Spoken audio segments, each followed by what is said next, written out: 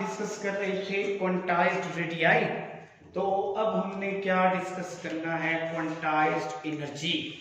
According to Bohr's theory, electron around the nucleus does not radiate energy. It means that total energy of an electron in an orbit remains constant। तो देखिए Bohr कहता था when electron move around the nucleus it do not radiate energy। ठीक है, देखें according to Bohr when electron revolve around the nucleus it do not radiate energy, so that energy of an electron in orbit remains constant। तो देखें भी total energy of electron, अगर मैं उसको nth orbit में En लिखता हूं तो it is always equal to sum of potential energy plus kinetic energy and it will be equals to constant. Bohr कहता था कि इलेक्ट्रॉन जब रिवॉल्व करेगा अराउंड द न्यूक्लियस तो वो एनर्जी रेडिएट नहीं करेगा। तो इसका मतलब जब इलेक्ट्रॉन न्यूक्लियस के गिर्द रिवॉल्व कर रहा है, ठीक है, around the nucleus in a circular orbit, it total energy remains constant. तो total energy in N nth orbit, if we write it En, then it will be equal to potential energy plus kinetic energy, it is always a constant। तो total energy calculate करने के लिए हमें पहले kinetic energy और फिर potential energy calculate करनी पड़ेगी। तो पोटेंशियल एनर्जी और काइनेटिक एनर्जी कैलकुलेट करने के लिए हमें मैथमेटिकली इलेक्ट्रोस्टैटिक फोर्स और सेंट्रीपिटल फोर्स के जो भी एक्सप्रेशन हमने निकाले थे उनसे मदद लेनी पड़ेगी। तो पहले हम एक्सप्रेशन कैलकुलेट करेंगे for the kinetic energy when electron move in the nth orbit. First we calculate expression for kinetic energy. We know that kinetic energy always equal to 1 by 2 mvn square। vn क्यों लिखा? Because speed in the nth orbit। अभी हमने last lecture में ये पढ़ा था कि electrostatic force between proton and electron, nucleus and between electron, Fe equals to centripetal force and electrostatic force Q E square over R n square and centripetal force is mv n square over Rn। हमने ये अभी last quantized radii वाले topic में पढ़ा था कि centripetal force कहां से मिलती है? इलेक्ट्रोस्टैटिक फोर्स से। So that if you calculate the value of Vn from this expression, then Vn square is equal to Ke square over mRn। तो Vn square इसके इक्वल आ जाएगा। If you put the value of this Vn square in this expression, then you have the expression for kinetic energy 1 by 2 m Ke square over mRn। Put the value of Vn square in this expression, m is से cancel हो जाएगा। Now the kinetic energy for an electron moving in a circular orbit around the nucleus is equal to Ke square over 2Rn। This is the kinetic energy, is the expression for kinetic energy। तो देखिए ये हमने kinetic energy का expression find out कर लिया है। जब electron किसी भी nth ऑर्बिट में मूव कर रहा होगा उसका ये हमने एक्सप्रेशन कैलकुलेट कर लिया। Now we calculate the expression for potential energy.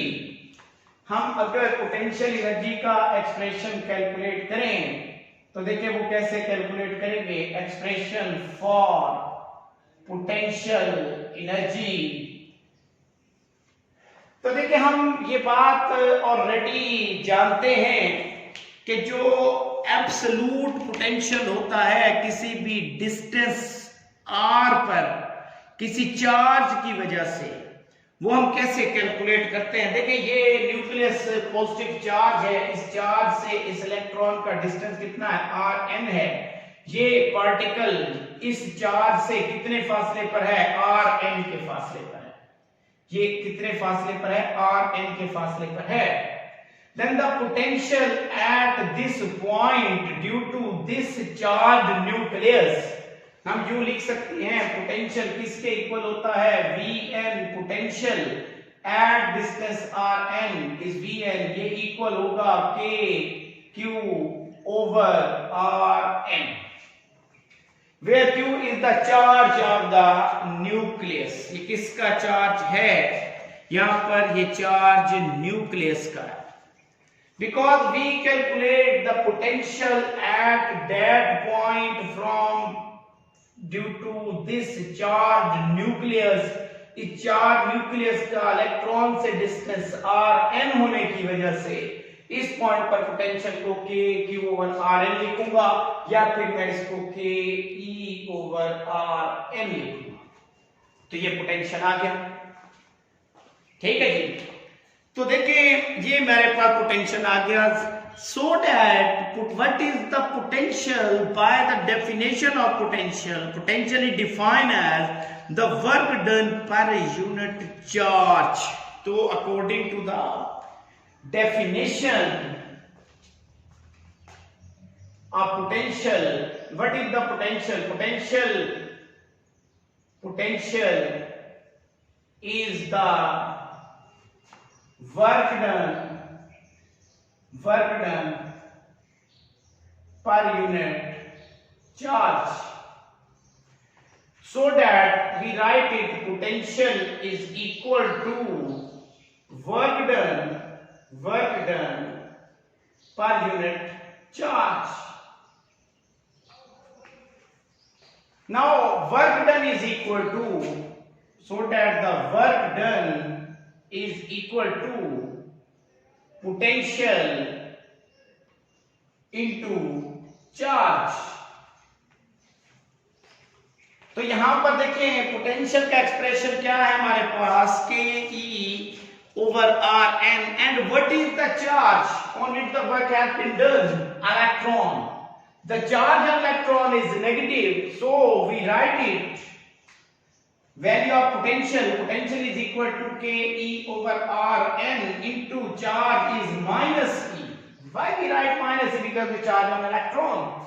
So work done is equal to the potential energy equals to minus Ke square over Rn. This is the expression of potential energy. Now what is the total energy? Put the value of potential and kinetic energy in this relation and we get En is equal to value of the potential energy is minus Ke square over Rn and potential energy Ke square Rn as the kinetic energy is Ke square over 2Rn। अगर हम इसको solve करेंगे we get minus Ke square over 2Rn। This is the expression for total energy in nth orbit। ये total energy nth orbit में calculate हो गई। हम इस टोटल एनर्जी को मजीद सिंप्लीफाई करके लिख सकते हैं, इस क्वांटाइज्ड एनर्जी को मजीद सिंप्लीफाई कर सकते हैं। देखिए किस तरह से। अब आप देखिए अभी हमने लास्ट टॉपिक में क्वांटाइज्ड रेडियाई में हमने फाइंड आउट किया था Rn is equal to n square R0, where R0 is equal to 0.053 nanometre, ये वैल्यू कैलकुलेट की थी। Put this value in this expression, En is equal to minus k E square over 2 Rn is equal to n square R naught. Write this equation in this way, En minus 1 over n square into k E square over 2 R naught. Here this expression, it has a constant value and we write it E naught. E naught is equal to k E square over 2 R naught. When you put the value of k, E and R naught in this expression, you get that E naught is equal to 13.6 electron volt. So that En will be equals to minus E naught over n square. तो देखिए ये expression बन गया total energy in N nth orbit में total energy का जो है En is equal to minus E not over n square. तो देखिए पहले ऑर्बिट के लिए इस एनर्जी को n को 1 पुट करूंगा तो इस एनर्जी को E1 लिखूंगा फॉर फर्स्ट ऑर्बिट और ये इक्वल हो जाएगी माइनस ई नॉट के। फॉर सेकंड ऑर्बिट n2 ये तो E2 मेरे पास किसके इक्वल हो जाएगी माइनस ई नॉट बाय 4 और n is equal to 3 put करूंगा फॉर थर्ड ऑर्बिट तो E is equal to E3 is equal to minus E not over 9 up to so on. You calculate the energy of any orbit by using this relation. तो देखिए जैसे जैसे orbits दूर होते जाएंगे nucleus से तो वैल्यू माइनस में कम होती जाएगी। माइनस में कम होने का मतलब एनर्जी बढ़ती जाएगी। तो पहली स्टेट में एनर्जी 13.6 है तो दूसरी में उससे ज्यादा होगी, तीसरी में उससे भी ज्यादा होगी, चौथी में उससे भी ज्यादा होगी। तो इस तरह से हम कैलकुलेट कर सकते हैं रिलेशन फॉर क्वांटाइज्ड एनर्जी। इंशाअल्लाह नेक्स्ट लेक्चर में नए टॉपिक के साथ दोबारा हाजिर होंगे। अल्लाह हाफिज।